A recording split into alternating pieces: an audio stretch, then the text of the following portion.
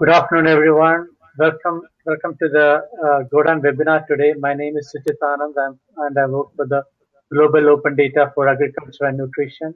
And I'm very happy to welcome you all today for this webinar. We are very excited to have gvSIG Association with us today. For those of you who are working in agriculture, most of you will be using some form of GIS for your needs. So this is a very interesting webinar because we are going to talk to the gvSIG Association, who have been working many years developing the gvSIG open source gvSIG geospatial information software. So this is a very good opportunity for all of us to learn more about what are the tools the gvSIG community have developed for GIS and how to learn this and how to make use of this and the resources that are available for all of us. And I have great pleasure to introduce you Mario Carrera from the gvSIG Association.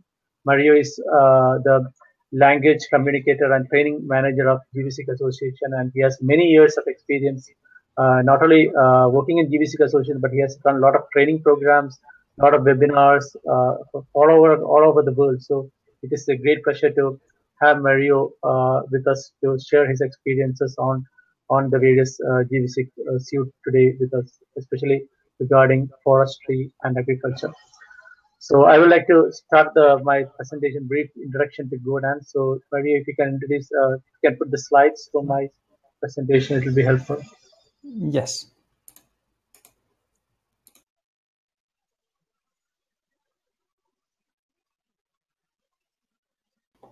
So for those of you who are new to Godan, the Global Open Data for Agriculture and Nutrition, I want to give some brief background of the initiative.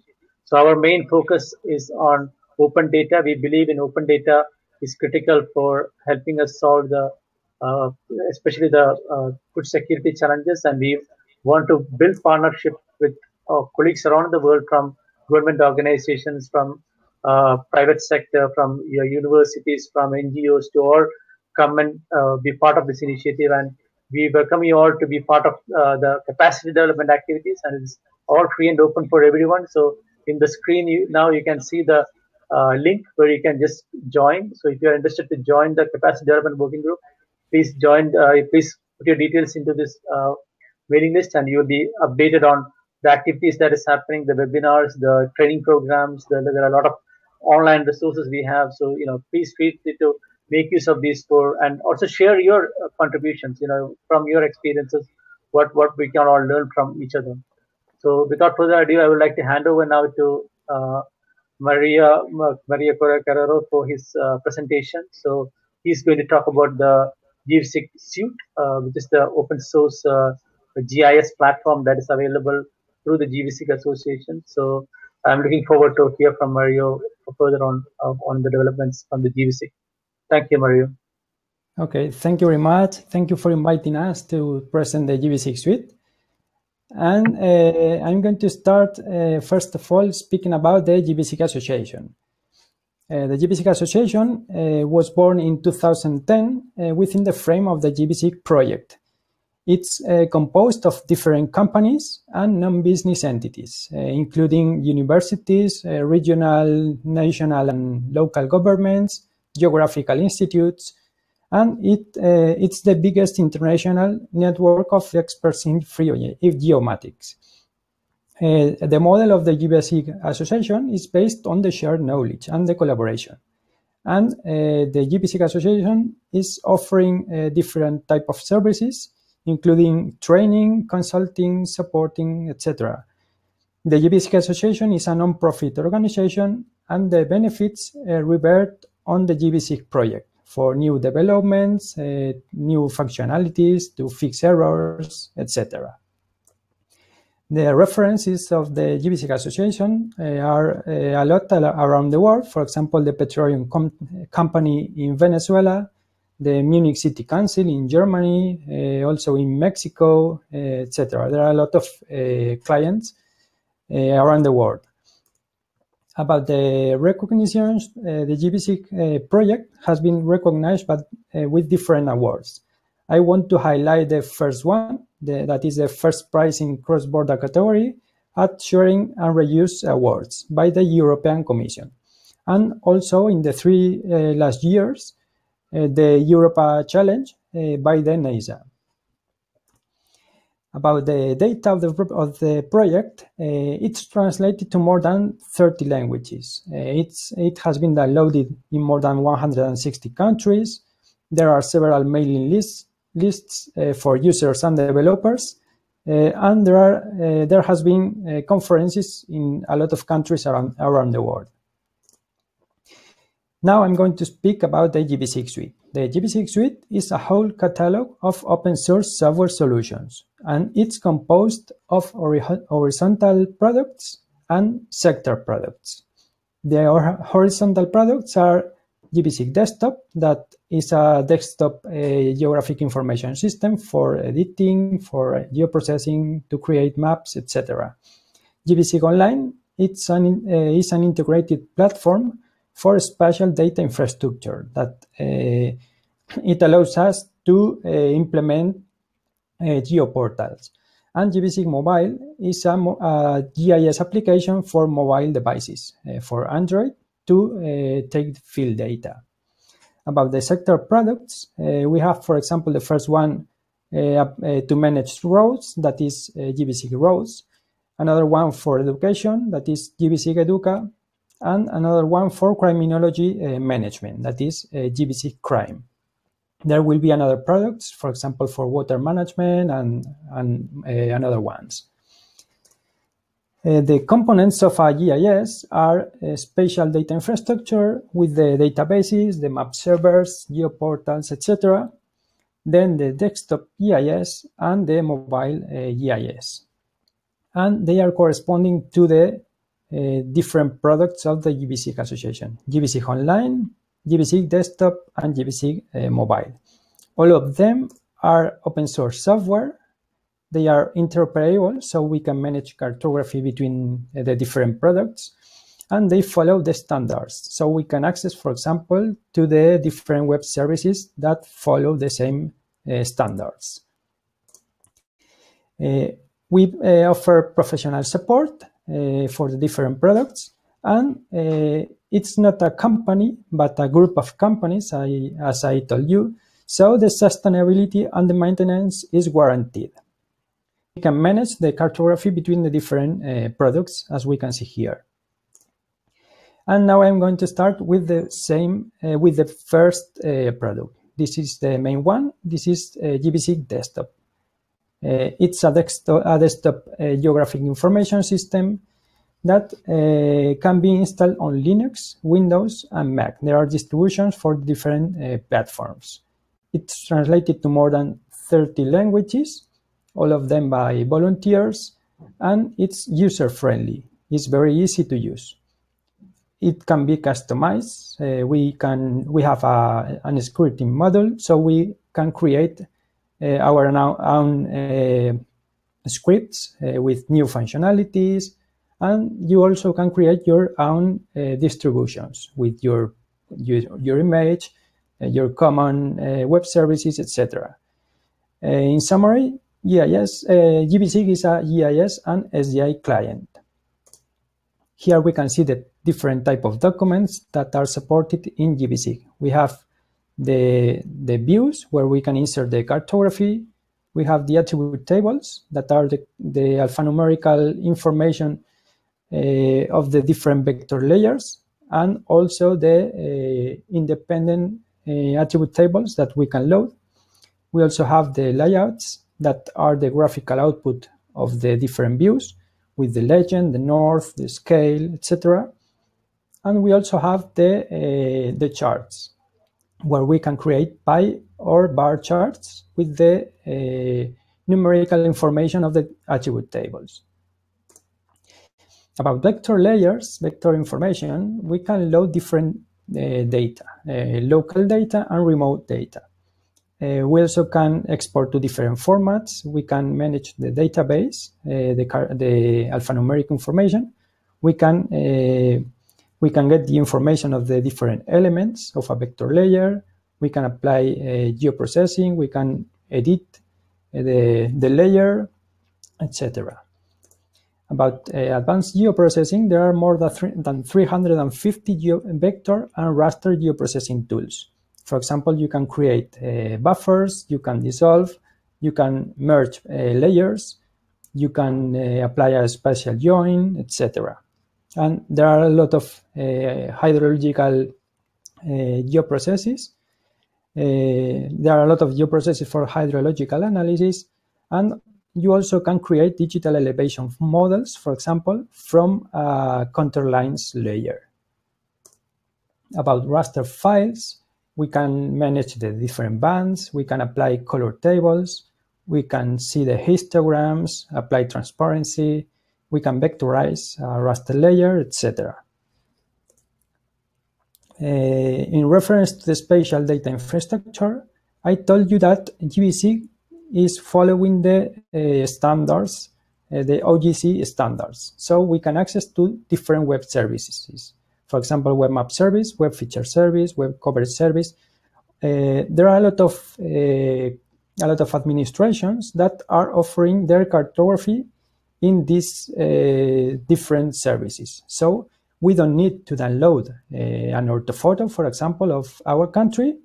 We only have to access to these services and see the orthophoto on our view.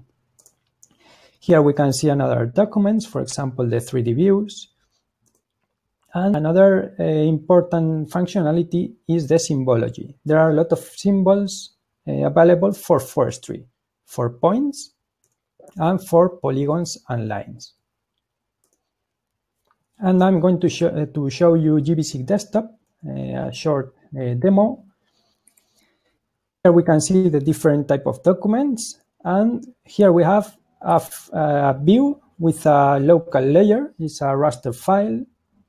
We have a remote service. This is the cadastre of Spain with all the information of the different parcels. It's a web service that is in Madrid, and I'm connecting to this server from gvSIG. We have another layer. This is a local shapefile with the information of the attribute table. So we can get the information of the different elements. Here we have this parcel, for example. We also have the attribute table and the different elements that we can select on the table and on the view. And finally, we have another vector layer that we can, for example, we can start editing. And with the editing tools, we can create new polygons. For example, we can cut polygons. For example, with this tool. And here we have two polygons. We can merge polygons, etc. We have different options. With this tool, for example, we can join both polygons. And we also can manage the alphanumerical information. For example, for this one, parcel 2. This is the alphanumerical information that we can edit from gvSIG. And after finish editing, we have this layer with the changes. Well, I'm going to continue. The other product is gvSIG Mobile. That is a geographic information system for mobile devices. It's also free of charge. You can download it from the Google Play Store, and you can manage different layers. You can edit, for example, from gvSIG Mobile. It's very good for field work, to take data on the field. You can manage your GPS, so it's very useful to create new layers. You can export projects from gvSIG Desktop to gvSIG Mobile, etc. Here you can see the several screenshots with the management of the different layers and the main view. I'm going to show you gvSIG Mobile. It's on an emulator here in my computer, but you can see the same product. It's gvSIG Mobile. We can create notes, we can create forms to fill the data. And here we have the main view, for example. We can edit a layer, a vector layer, and we can insert new points, for example, from the GPS position or at the center of the screen, or when I click on the view, for example, here. When I save, I can manage the alphanumerical information. We can edit here the alphanumerical information. Well, and you can manage, you can get the information of the different points. Well, I'm going to continue. Now we are going to speak about gvSIG Online. That is a platform for spatial data infrastructure implementation. In this case, it's not a product but a service that the gvSIG Association is offering, and it allows you to share information, geographic information, in the cloud. So it's very useful for municipalities, for example, and you can publish the different geoportals to be consulted by the citizens. Or it's very useful for internal management at the entity, for example, at this municipality. It's very useful to share the geographic information between the different departments. It's connected with gvSIG Desktop and gvSIG Mobile.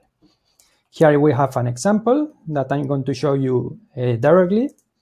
And here we can see the different elements. We have the legend, we have the browser, the map, the toolbar. It depends on the user. If we have if we access with a user, we can edit the different layers if we have permissions. I'm going to show you a case study, concretely in the Pobla Baibona municipality here in Spain. They have published several viewers. They are a lot of projects that they have published. For example, this one is the project with all the elements of the municipality. They have the games for the children. They have the lights, they have the chairs, the fountains, etc. For example, the games. And they are showing the information for the different elements. When we click on one of them, we have all the alphanumerical information and the pictures of the different games. And a new functionality that has been included in the last version of gvSIG Online is the temporary. Is about the temporary information. For example, for the cadastre in this town, if we access to this area, there's a. This is the cadastre of the urban area in this town. If we enable the temporary tool, we can see the different options. For example, you can see here the new streets, how the cadastre is changing during the different years. Well, I'm going to continue, and now I'm going to show you several gvSIG case studies about agriculture and forestry. For example, in Italy, they are using gvSIG for a study related to forest fire monitoring. At the same government is working with Slovenian government for forestry, firefighting, and environmental management in the provinces of Trieste, Gorizia, and Cesana in Italy and Slovenia. Then in Brazil, for example, to study the Ribeira riverbank erosion. Then to analyze the contaminants, for example, and the salinity in the Minho River in Spain. For defining forest stands here in Spain too. In Russia, for example, they are using gvSIG to manage the agricultural lands in this region of Russia, in Lipetsk. They are using the local layers and geospatial and remote services for that.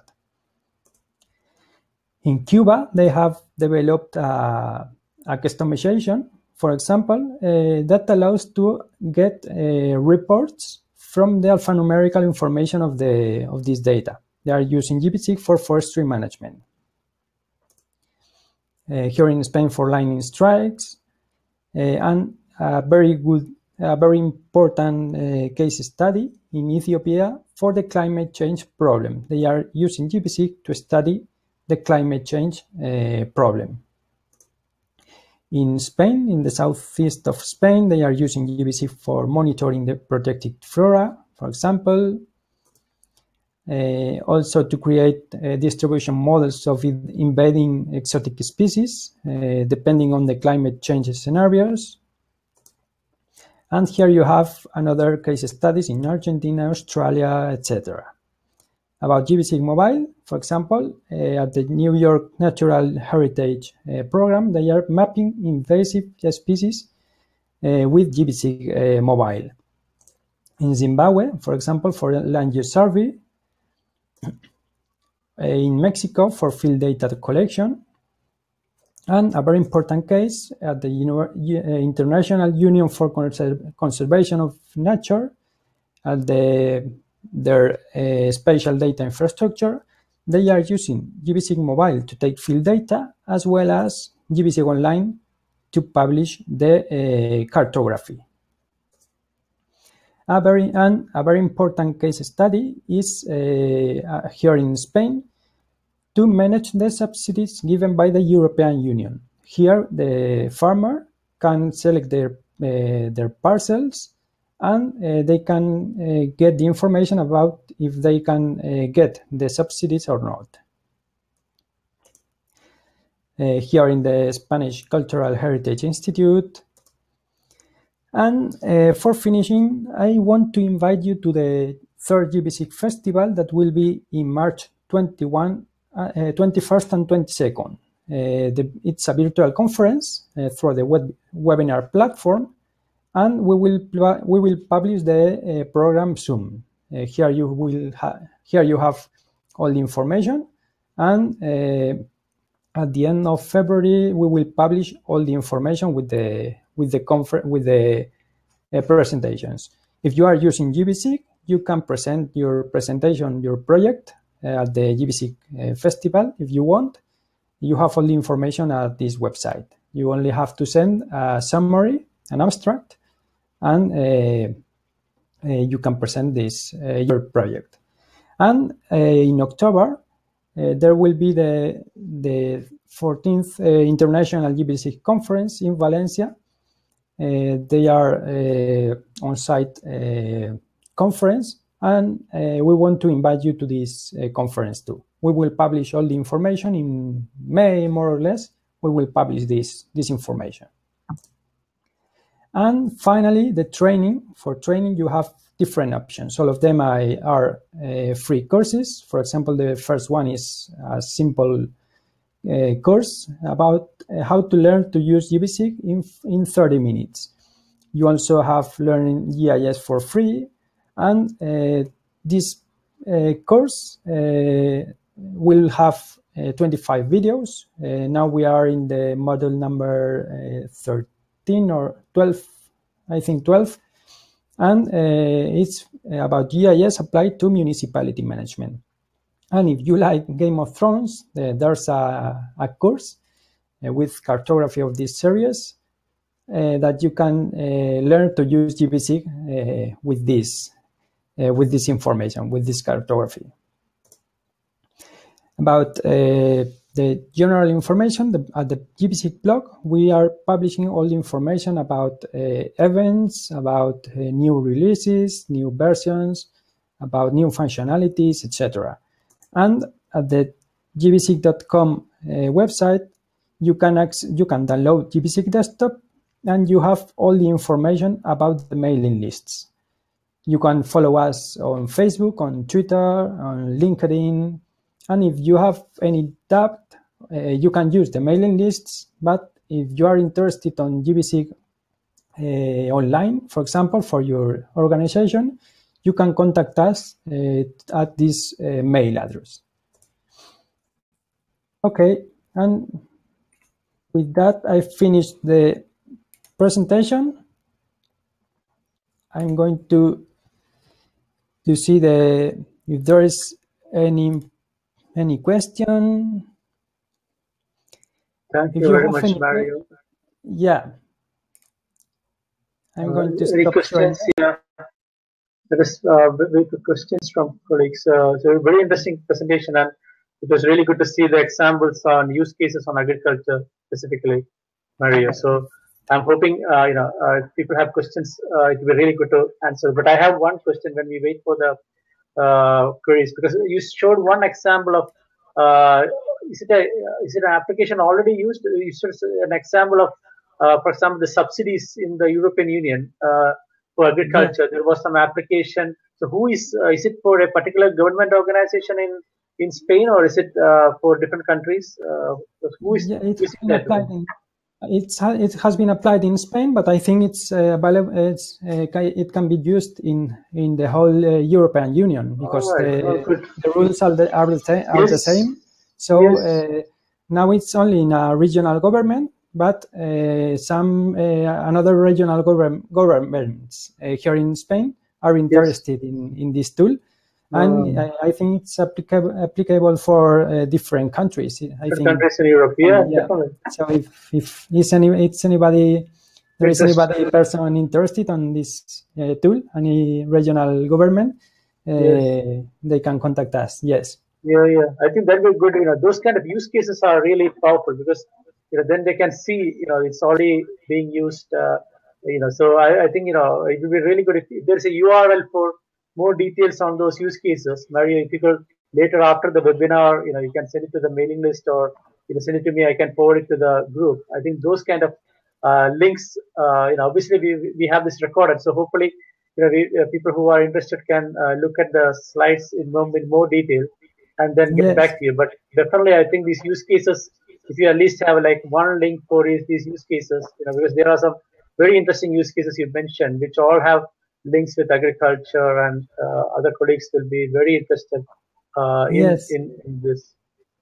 There's a link at the last slide about gvSIG desktop case studies. There was a link with the case studies of the different case studies of the gvSIG project. So it's outreach.gvSIG.org. So if you look for this link, there are a lot of case studies, all of them, yes. And some of them were presentations at the different gvSIG conferences. So they have some of them. They have a video, etc., a presentation. Yes. Oh, good. And can I also ask, Maria, because for the participants, can they chat through the chat screen? Do they have all access to the chat screen? So, yes.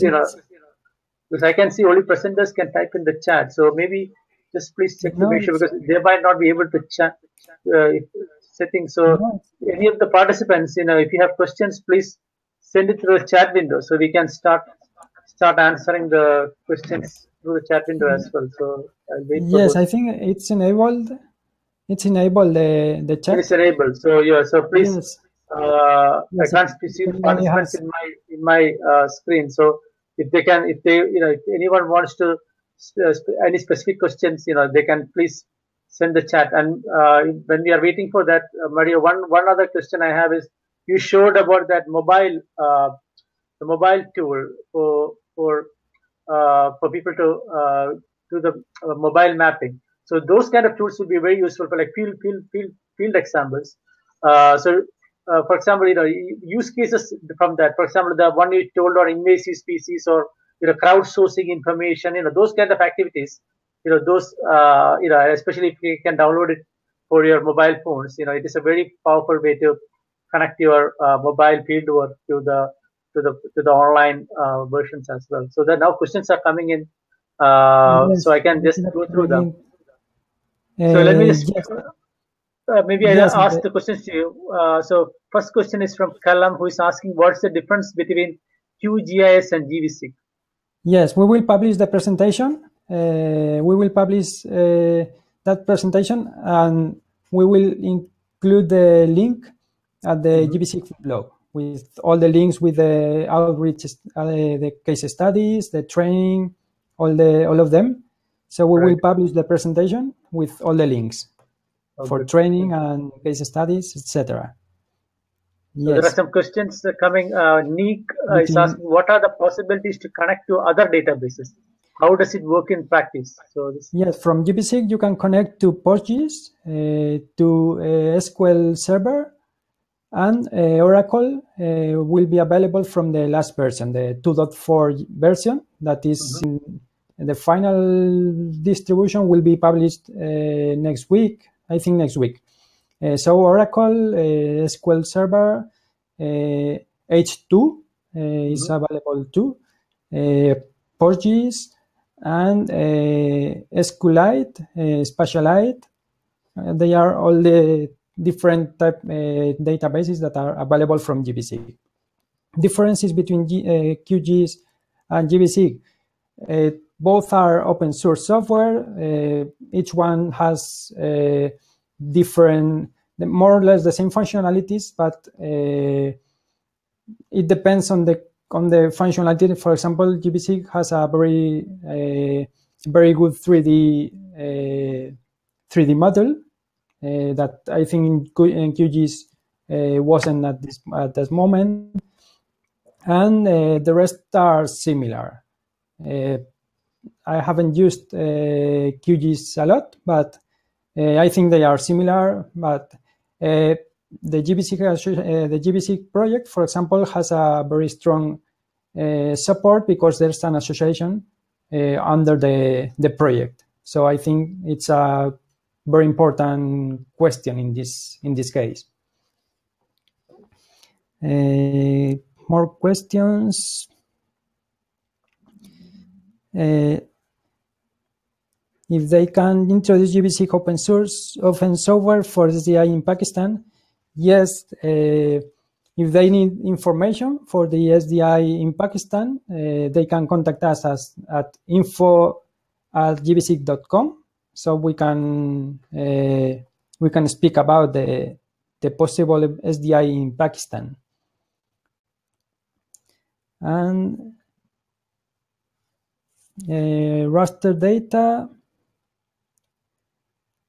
The extent of the gvSIG raster data, I think I've loaded several big layers, raster layers, and at the gvSIG 2.4 last version, it works very good.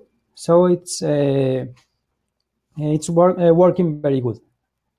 And the proper link for download the program, the software. I'm going to share desktop again, and I'm going to show you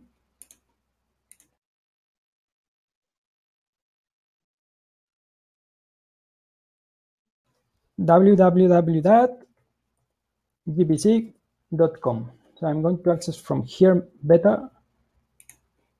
Yes. I think better from here. Here you have, this is the gvSIG project website. I'm going to change to English. And from products, gvSIG desktop, you have downloads. And here we have the last final version. At this moment, we have gvSIG 2.3.1, but we are developing the new 2.4 version that will be available in this web page probably at the next week. And here at the community mailing lists, you have all the information about the English spoken users and Spanish spoken users. If you have any doubt, any problem with the application, you can access here. For gvSIG mobile, you can access here. You have all the information here, and it's available from the Google Play Store, gvSIG mobile.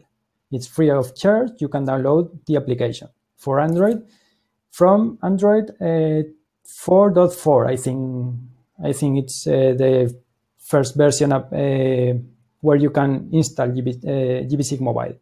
And for gvSIG online, you can contact the gvSIG Association because it's a service that needs an implementation.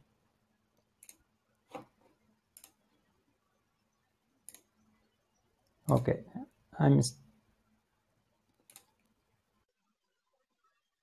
There are more questions coming in, Mario. So yeah. There is another question asking on, is there a possibility to expand to African countries as well? Yes, it's possible. They can. gvSIG is free, and if they are in, we have a lot of information for training, so they can expand gvSIG in Africa. There are a lot of courses, so it's they can do it. Yeah. Yeah. And there's another question about the symbology in agriculture from Nestor, who is asking, have you tested like the symbol? You showed one slide about different symbologies, but for example, in agriculture, different symbologies, for example, the crops, all those kind of symbols, is it already there, or people can add new symbologies into that, or how do you do that? Yes, symbology, there are a lot of symbol libraries. I'm going to show you again.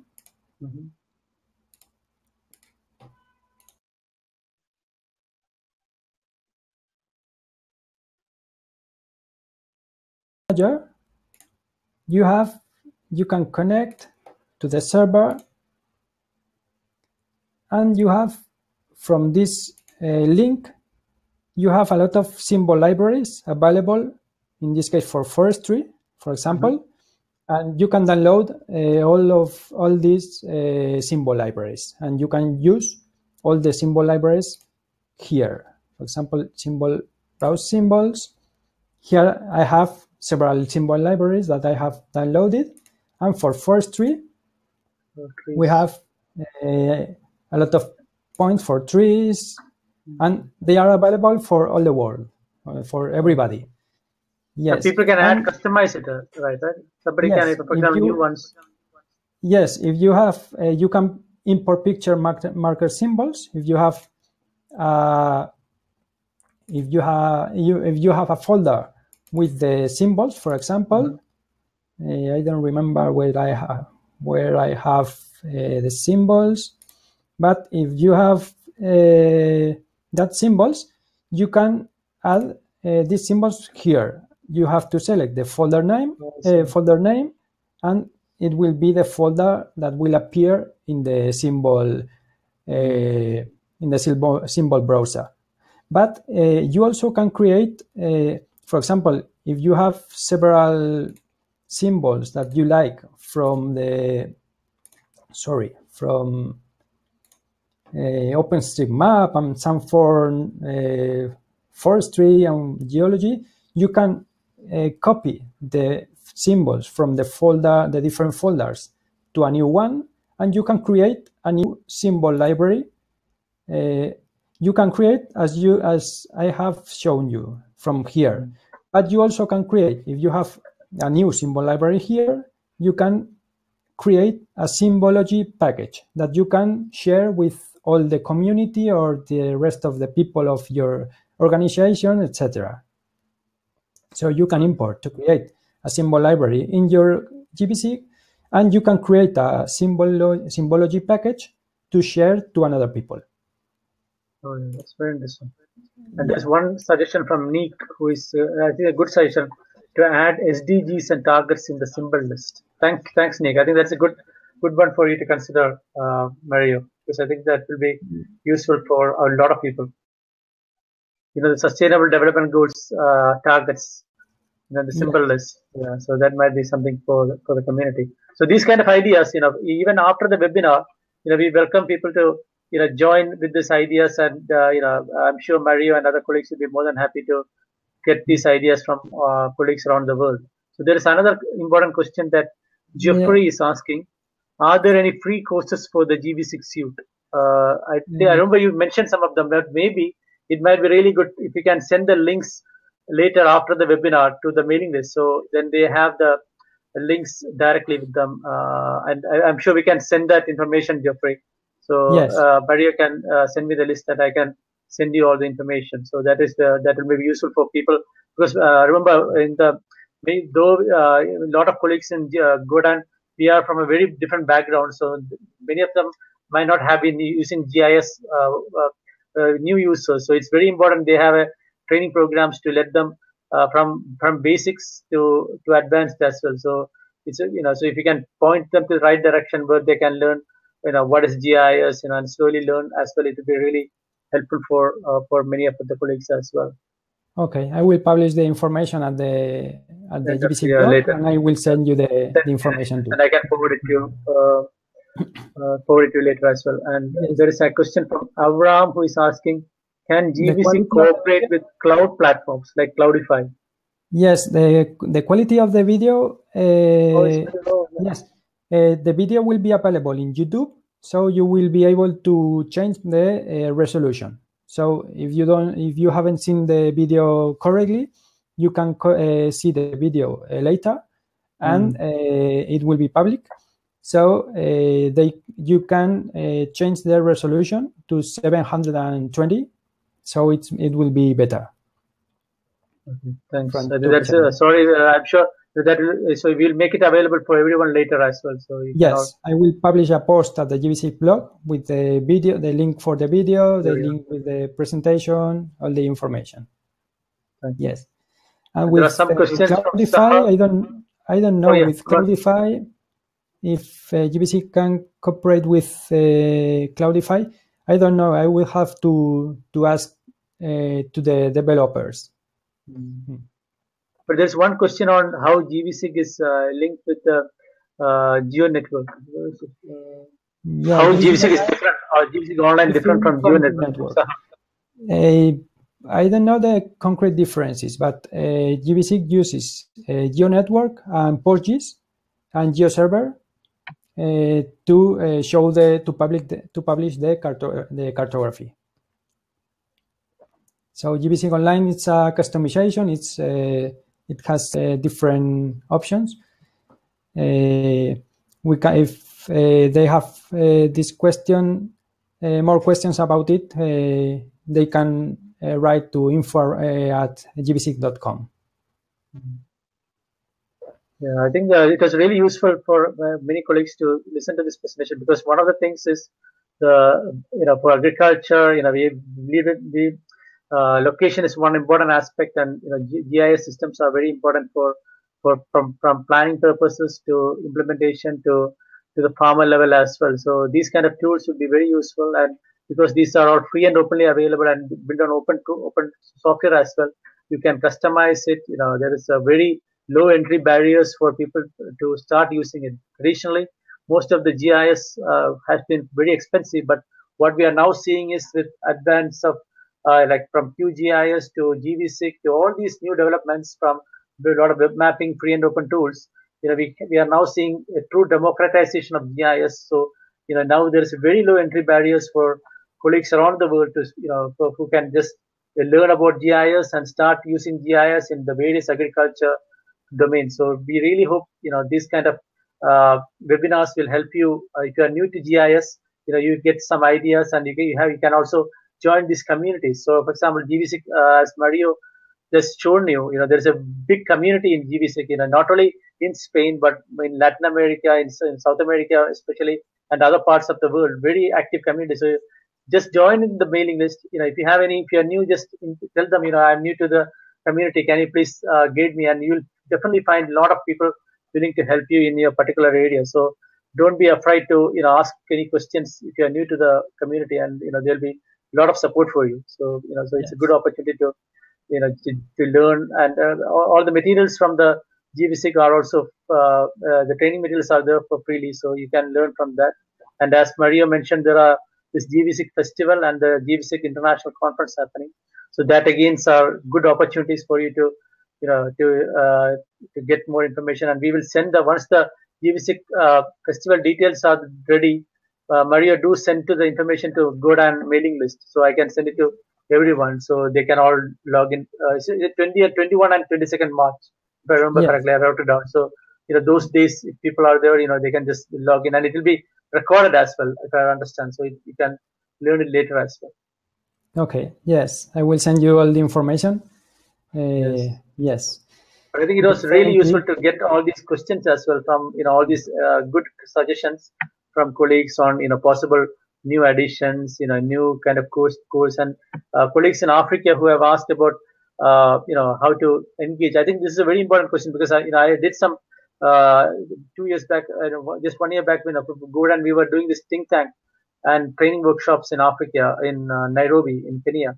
And again, the main question we were asked was, to make sure these tools are freely available for colleagues there, so they can start making use of it in their respective, government organizations as well as universities and private organizations as well, because they don't have to, pay big amounts for any proprietary tools.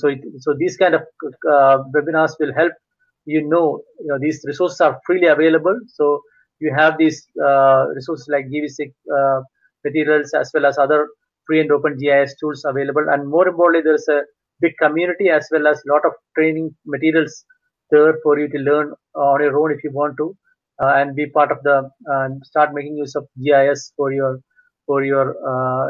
different applications in agriculture. And these use cases, I would suggest, Mario, to please send a link specifically, because it might be useful for just the agriculture ones, the one on the examples you shown on all the kind of agriculture ones, from Russia to we have the case studies by sector, so I will specify the sector, the agriculture.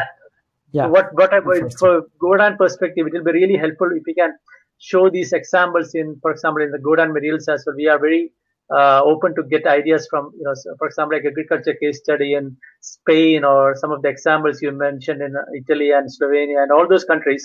It'll be good to show, these are now, how people are using these kind of tools and open data especially, and the examples from OpenStreetMap and other open data examples will be a very powerful way to convince more colleagues to make use of the benefits of geospatial data. So if there are any other questions, please inform us. Oh, there's one question coming in. What about WMS and GeoServer? Do you plan to develop one? WebMap service, you can access to WebMap service, WebMap tile service, Web feature service, Web coverage service. You can access to these servers from gvSIG. And GeoServer, there's a catalog and gazetteer option to you can access to gazetteer and catalog servers. So it's available in gvSIG. And can be used for dam volume calculation for digital elevation model. Yes, if you have 2 digital elevation models, you can create or one, and you have another the elevation. You can calculate volumes between the different digital elevation models. It's possible to do it with the geoprocessing tools from gvSIG. Great. Okay. Well, that's good. And one question I have, if I may ask, Mary, is for example, the WMS said it will be really useful if you can, if there is an example, for example, how people in the gvSIG community are using some open Earth observation data, maybe Sentinel data. They're already using it for agriculture purpose. So that was why I was interested in that example you told on, how you are using for subsidies for agriculture. So maybe they are already using behind, the kind of Sentinel data. I don't know what data sets they are using, but is there any free and open data sets they are using for that calculations? Yes, there are a lot of countries that have their own spatial data infrastructure, so they have a lot of open data. Then OpenStreetMap has several layers that you can use for agriculture, but in general, the ministries of the different countries, they usually offer cartography for agriculture. For example, in Spain, they offer by web map service and to download. So, in general, the public administrations have public cartography for agriculture. And there's a question from Rose. I think there's an interesting question, which is, when did GvSIG community start? So it is good to, you could explain how did the initiative start, and some background of the whole GvSIG association. The gvSIG project started in 2002. In the migration project at the regional government in Valencia. They wanted to migrate in Spain. They wanted to migrate all the applications and operating systems to open source.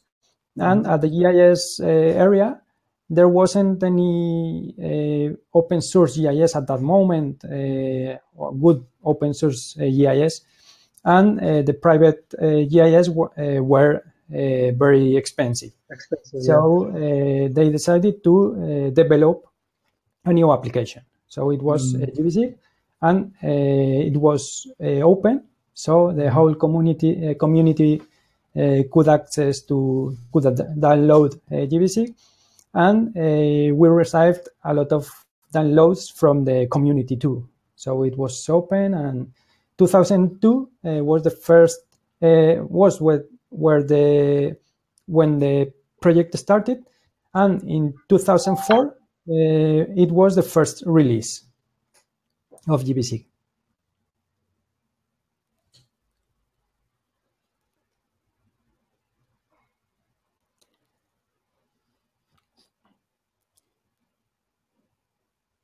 Suhit? It seems there's a problem with the video. Yeah, let me.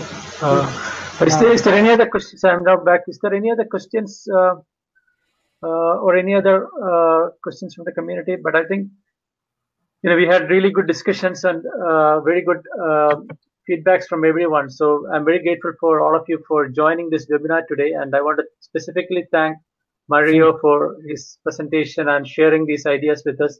We will be making this webinar recording available for everyone later. So, even if for those of you who have not been able to attend the webinar, we'll make sure these recordings are available. And you are all welcome to ask your questions in the mailing list. We'll continue the discussions in the mailing list later as well. So thank you very much, everyone, for joining us today. And thank you, Mario, for hosting us. Thank you. Thank you. Bye for now. Thank you.